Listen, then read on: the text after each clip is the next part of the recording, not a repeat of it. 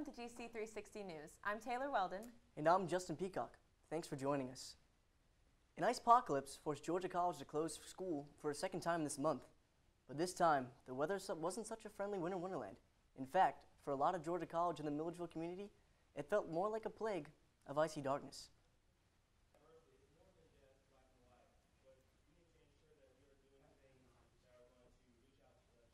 And we'll be giving you the results from the student government presidential election that you won't want to miss.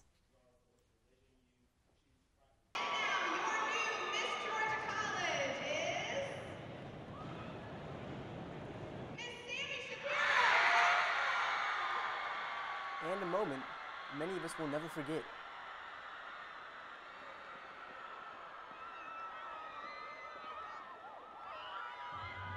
All this and more right now on GC360 News. 2 weeks ago, students rejoiced at the news of school cancellations due to a few inches of snow. This time around, Mother Nature was not as kind. Last Tuesday, a severe weather watch was issued for Baldwin County, leading Georgia College and Baldwin County schools to cancel class on Wednesday. By Wednesday evening, the ice had arrived. Trees collapsed under its weight.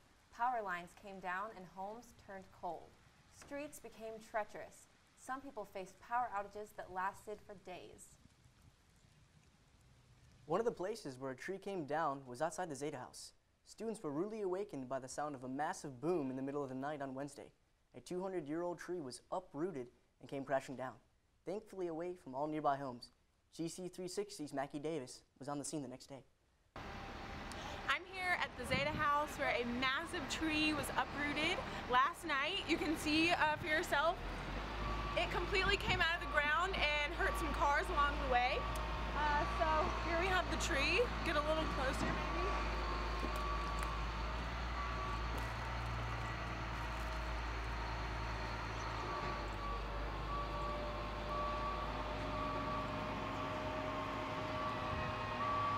Streets are completely blocked off, like on all four sides, so you can't go anywhere in your car over here.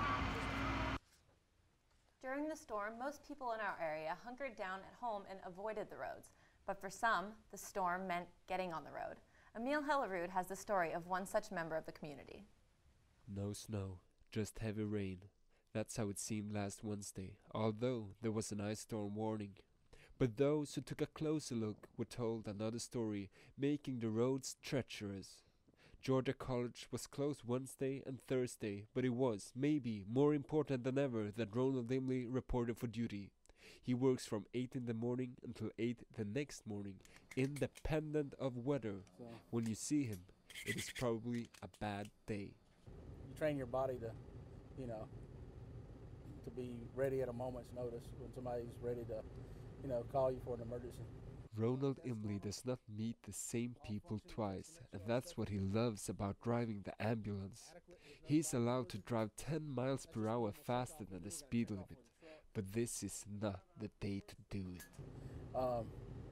It's always been a rule of thumb that speed doesn't save lives, it's skill. So getting to the call, if you don't arrive to the call, you can't help somebody, so you don't want to be in an accident yourself. The lights and sirens are big and they're loud. You'll be surprised how many people don't see us in broad daylight. Ronald Imley knew what awaited when the ice storm warning was issued.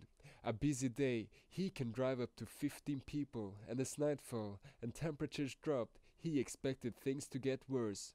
When he got a break, he retreated to the office to tap the computer. Paperwork.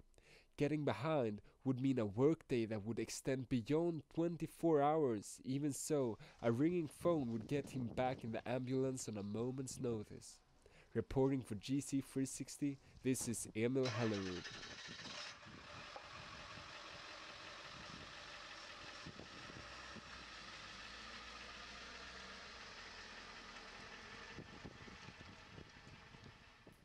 The weather cleared in time for homecoming over the weekend, and among the many who returned to Georgia College, there was one very honored alumna, Georgia College First Lady Sandra Deal. Miss Deal brought her husband, Governor Nathan Deal, along for the festivities. Emil Hellerud reports. Hancock Street was blocked off, but it was overflowing with traffic and colorful people. It was the homecoming parade, and there she was, the First Lady of Georgia, Mrs. Sandra Deal, the alumnia from Georgia College leading the parade, followed by the next generation.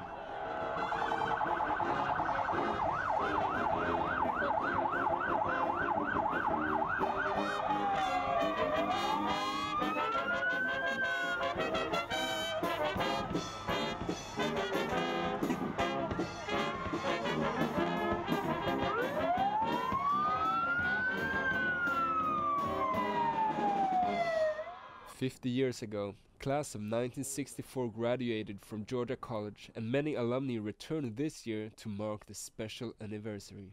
Mrs. Steele was one of them, attending the alumni lunch at Magnolia together with her husband, Governor Nathan Deal. She reminisced. It was just such a pleasure to be here in all these beautiful buildings. I just felt like I was removed into another world. It was actually during her time at Georgia College that Mr. and Mrs. Steele fell in love.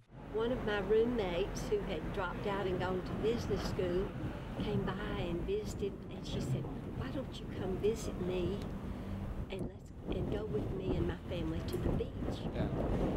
And when I got there, her mother had to work and it got called off, and he was my substitute for the trip to the beach. She'd worked out a date for herself and one for me, and he was my date for the weekend. And things just clicked, and I just went home after on Monday and told my mother and daddy I'd met the boy I was going to marry. 4 years later, I did. Dozens of students cheered for Mrs. Steele, the governor, and the other alumni.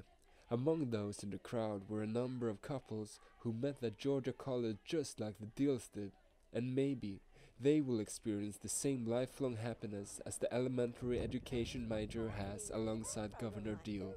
This is Emil Hellerud reporting for GC360. Mother Nature didn't just dish out a rare ice storm. Milledgeville also was shaken by an earthquake Friday evening. The 4.1 magnitude earthquake had its epicenter in west central South Carolina on Friday evening. Maybe you felt it. We found some students who did. I was watching Netflix on my computer, and all of a sudden my computer started to shake and my bed started to shake, and I freaked out a little bit, and I called one of my best friends, and I started telling them that there was an earthquake. So I actually go online and I looked up on the news whether there was or not, and there was all of this breaking news saying that there was an earthquake. I really didn't feel anything. I felt the window kind of make a noise, but that was it. I saw on Facebook everyone's posting about an earthquake, but we didn't feel it. I think it's kind of funny that we have snow in Georgia and then an earthquake. Like, the world's ending, I guess.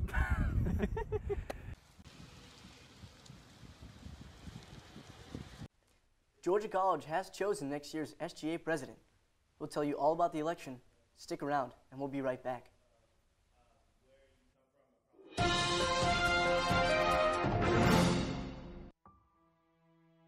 In 1977, in Johannesburg, South Africa, an 8-year-old boy picked up the game of golf from his father. By the age of 9, he was already outplaying him. The odds of this gentle lad winning the Junior World Golf Championships at the age of 14, 1 in 16 million. The odds of that same boy then making it to the US and European Pro Golf Tours, 1 in 7 million. The odds of the Big Easy winning the Open Championship once and the US Open Championship twice, 1 in 780 million. The odds of this professional golfer having a child diagnosed with autism, 1 in 88. Ernie Els encourages you to learn more at autismspeaks.org/signs. Early diagnosis can make a lifetime of difference.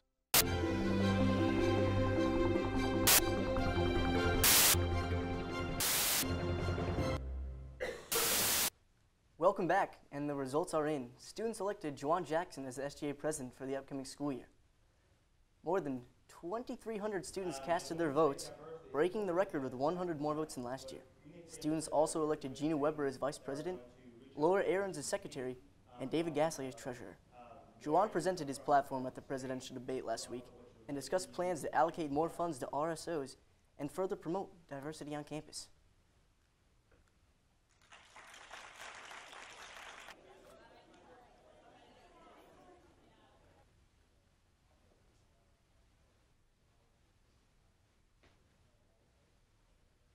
SGA Vice President Sarah Rose Remez acted as mediator for the debate and presented questions from the student body.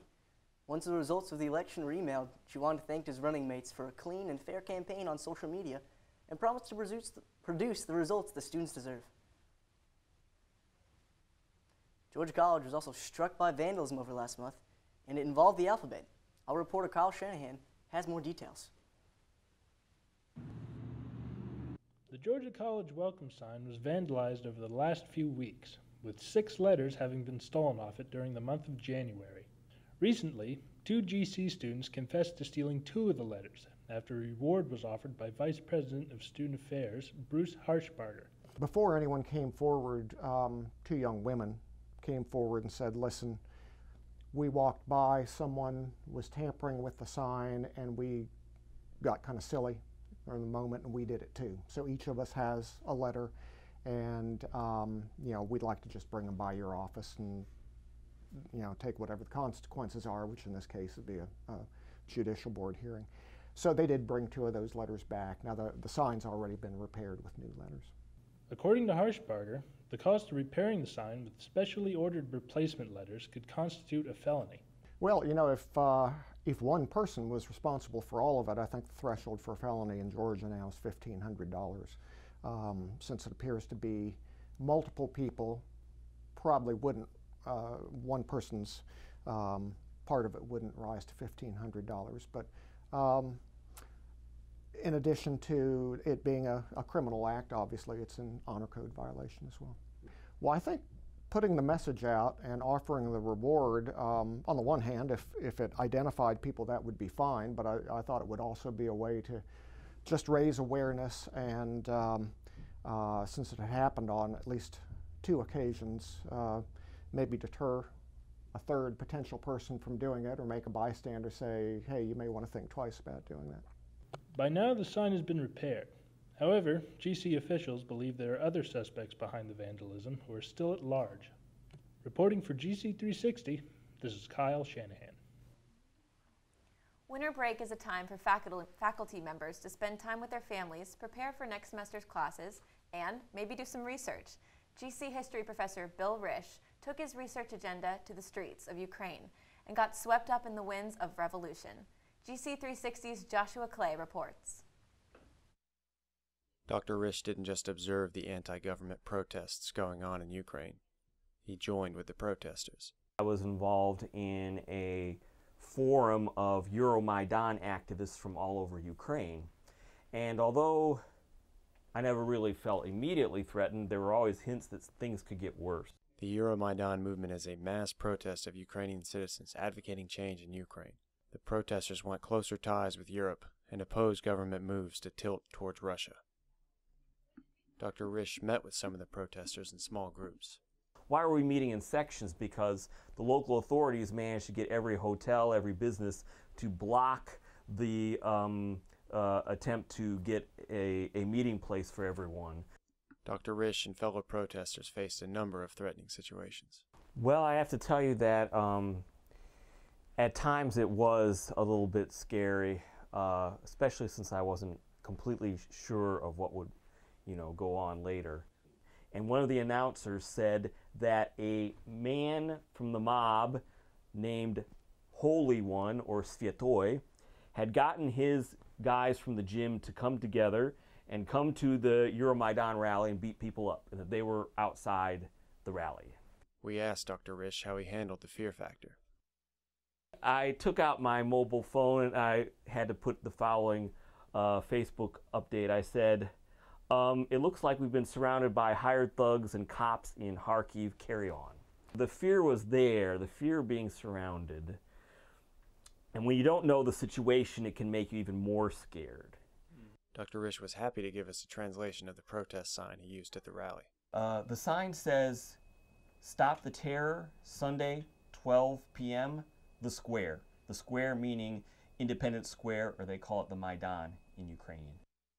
Dr. Risch plans on doing a larger presentation on the outcome of the Euromaidan protests later in the semester. Dr. Risch also plans on returning to Kiev in the spring. Joshua Clay reporting there. When we come back, the homecoming victory that almost was.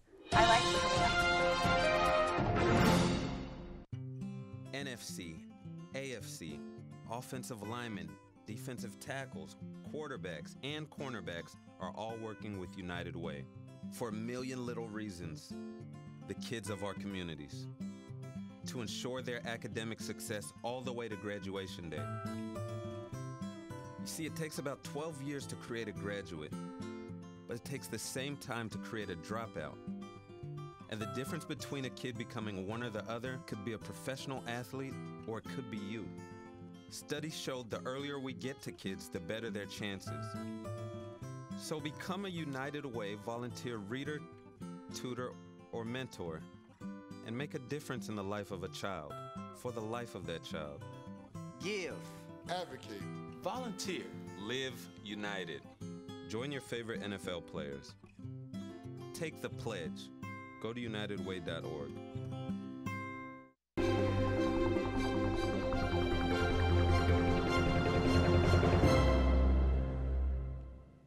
Welcome back to GC360. I'm Joby Peoples. And I'm Nick Landon.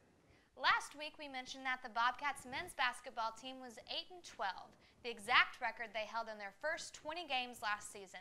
The Bobcats repeated history this past weekend, dropping their second homecoming game in a row and sitting with an 8-13 record.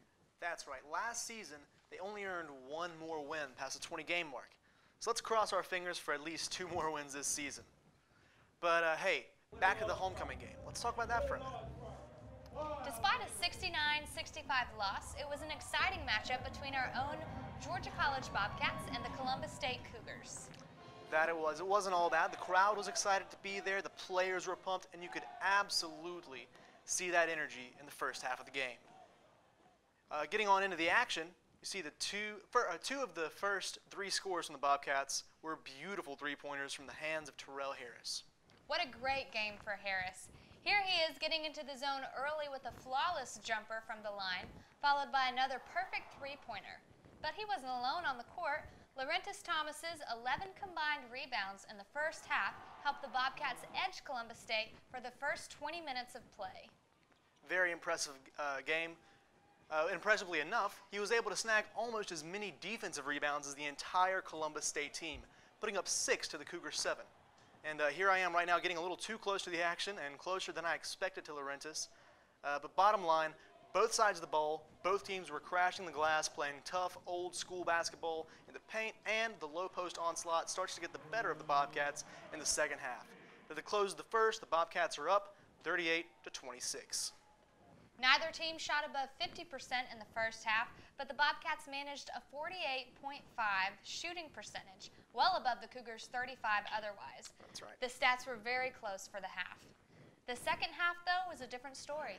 The Cougars went on a 10-0 tear in the first 5 minutes of the second half, erasing the double-digit deficit for the Bobcats that they created in the first. And the Bobcats' lack of scoring opportunities weren't helping. The Cats were having a hard time getting the lid off the basket in the second half of play, and it didn't take long for the missed opportunities to pile up. The Bobcats were given several chances to get back in the game, but were unable to capitalize on them, falling to the Cougars 69-65. When we come back, we'll show you an exclusive interview with Mr. and Miss Georgia College and take you to the most popular place to be on homecoming day, Tent City.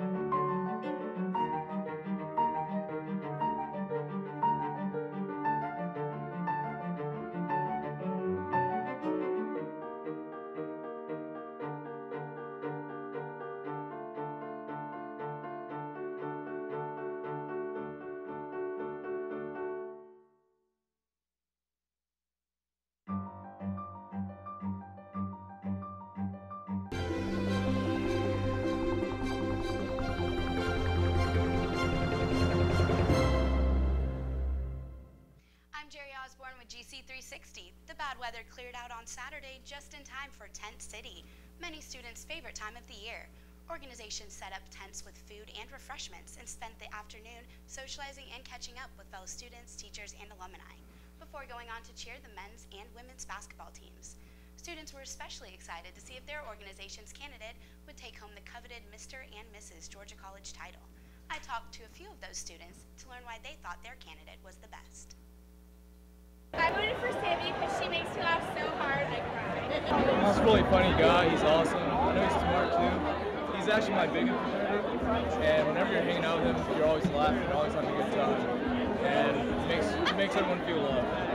Keon's got heart, he's got soul, and he's awesome, and he's charismatic. I think Eva would be a great representative just because she's been such a supportive sister to all of us.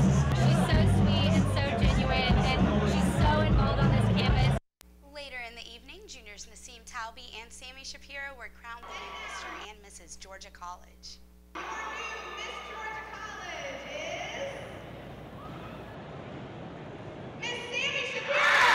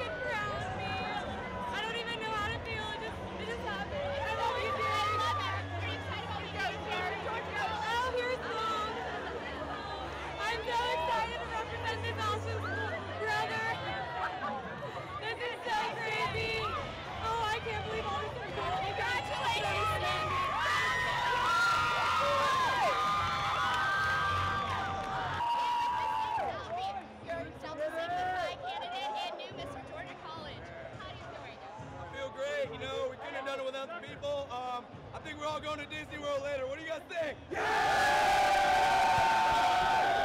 How do you feel about being the new face of Mr. Georgia College? I'm not the face. I represent all the people. That's pretty much it. That's it. The pinnacle of the homecoming festivities, the Mr. and Mrs. Georgia College crowning ceremony, was electrifying. In the midst of all the excitement, the Mr. and Mrs. GC winners only had time for a short interview. Fortunately, we had the chance to sit down with the new faces of Georgia College after the pandemonium had died down. And it's been a good 24 hours. Has everything set in? Has the excitement died down at all? I wish I could say that it has, but I actually woke up last night at 4 a.m. with only homecoming running through my head. So it was just a complete blur. It was almost like half like exciting, like good dream, half nightmare, all just collided into one. And still receiving texts too, grad texts and stuff like that from family and friends around. Well, I represent Zeta Tau Alpha in the whole homecoming event, I'm sure, as people knew, and I also am partially involved in Hillel. It's the Jewish organization on campus. Okay. It's bigger and at other bigger schools, obviously, but we've got a good president here, and he's been working hard to get it started. So. Okay. And do you do anything else on campus? I work for the Learning Center over by the library. I just tutor astronomy and math, and then I represent Dub Sig. And I'm also in the Hello Club. No, I'm just kidding. He wishes. Yeah. But anyway, those are the two things I mainly do. And Math Club. So. Math Club. Math Club. Yeah. Come do problems. Be sure to congratulate Sammy and Nassim if you see them around campus. And thanks to all who ran. It was a great night to be a Bobcat. There's a new band in town. They call themselves Rapa Nui, which is the name of the native people of Easter Island. Why that name? It's about vibrancy and culture, but we'll let you decide.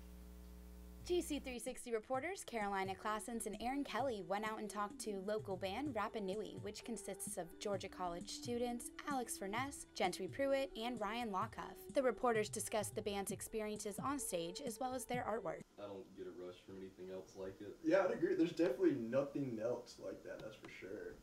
You say like you feed off the crowd's energy? Or? Definitely. Oh my god, yeah. Because before the stage, we're just three sweaty dudes in the bedroom making a lot of noise. Yeah, right.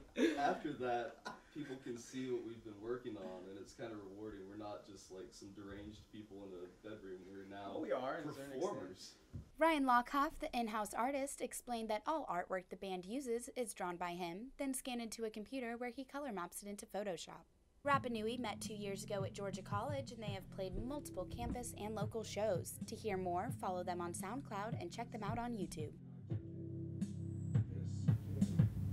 It's the new social media app that has everyone talking, Yik Yak. Some call it an anonymous Twitter, a place to post and interact with the people around you.